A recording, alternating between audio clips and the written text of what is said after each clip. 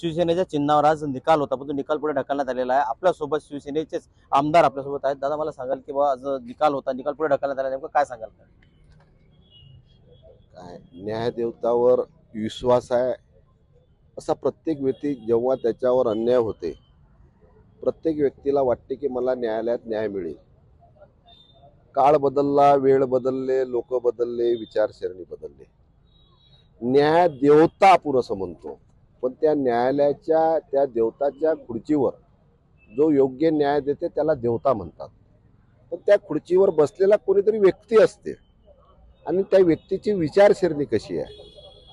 देवताची विचारसरणी आहे का राक्षस प्रवृत्तीची विचारसरणी आहे का कुटील राजकारण खेळण्याची विचारसरणी आहे? त्याची विचारसरणी कशी आहे त्याच्यावर न्याय देवतावर विश्वास आहे अशा प्रकारचं म्हणणं त्याच्या विचारसरणीवर निघेल। निश्चित न्याय देवता योग्य न्याय देते आपण असं म्हणतो, परंतु त्या खुर्चीवर बसलेला माणूस जर योग्य असेल तर योग्य न्याय मिळेल।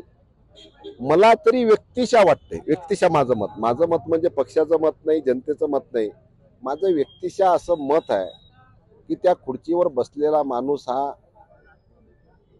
न्याय देते का नाही हे शंका आहे। कारण की त्याच जस्टिस मॅजिस्ट्रेट आहेत त्यांनी सूर्यकांतजी त्यांनीच मागच्या वेळेस सांगितलं होतं की आम्ही 8 तारखेला सुनावणी घेऊ। आज म्हणतात वेळ नाही, म्हणजे वेळ काढायचा आहे का न्याय द्यायचा आहे का वेळ काढून न्यायचा आहे? दोन प्रकारचे विषय असतात। न्याय द्यायचा योग्य, परंतु टाइमपास करायचा, चुकीचा निर्णय देता येत नाही म्हणून टाइमपास करायचा आणि निवडणुका काढून घ्यायचा आणि कोणातरी व्यक्तीला त्याचा फायदा झाला पाहिजे दुसऱ्या पार्टीला, अशा पद्धतीचं वेळ काढून समोरच्या लोकांना मदत करण्याचं षडयंत्र त्या न्यायदेवताचं तर नाही आहे का? तुम्ही 8 तारीख सांगितली होती, का सुनावणी घेतली नाही?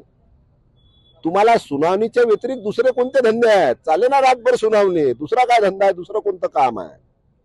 का घेत ना तुम्ही? विधानसभा झाल्या, लोकसभा झाल्या, जिल्हा परिषद लागू राहिल्या, महानगरपालिका लागू राहिल्या, का तुम्हाला शिंदे गटाला अप्रत्यक्षपणे मदत करायची आहे म्हणून तुम्ही वेळ काढूपणा करू राहिले?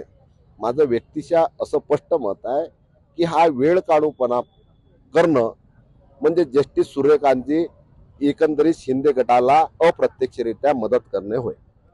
एकीकडे हाच प्रकार सुरू असताना दुसरीकडे सरन्यायाधीशावर बूट फेकाचे प्रकार होत आहे, कसं पाहतो?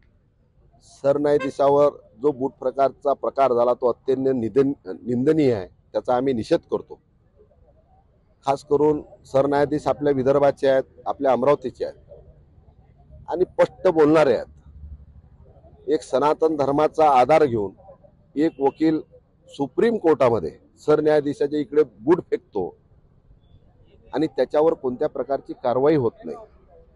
जरी गवई साहेबांना म्हटलं असेल की त्याला मी माफ केलं, तरी त्याला माफ करायला पाहिजे। गवई साहेबांचा हा मोठेपणा आहे, त्यांनी माफ केलं, परंतु त्याला जर काही सजा झाली नाही तर उद्या त्याची पुनरावृत्ती पुन्हा होईल। कारण की काही लोकांमध्ये अशी प्रवृत्ती निर्माण होईल की सरन्यायाधीशावर बूट फेकला तरी काही झालं नाही, उद्या मी जर कोर्टात दुसऱ्या मॅजिस्ट्रेटवर बूट फेकेल तर माझं काय होईल?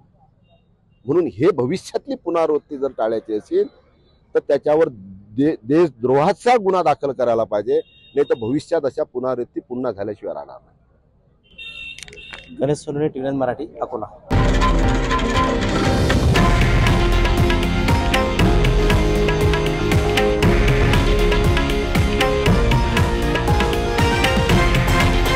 हे आहे देशातील नंबर 1 न्यूज नेटवर्क आणि आपण पाहत आहात TV9 मराठी, एकमेव।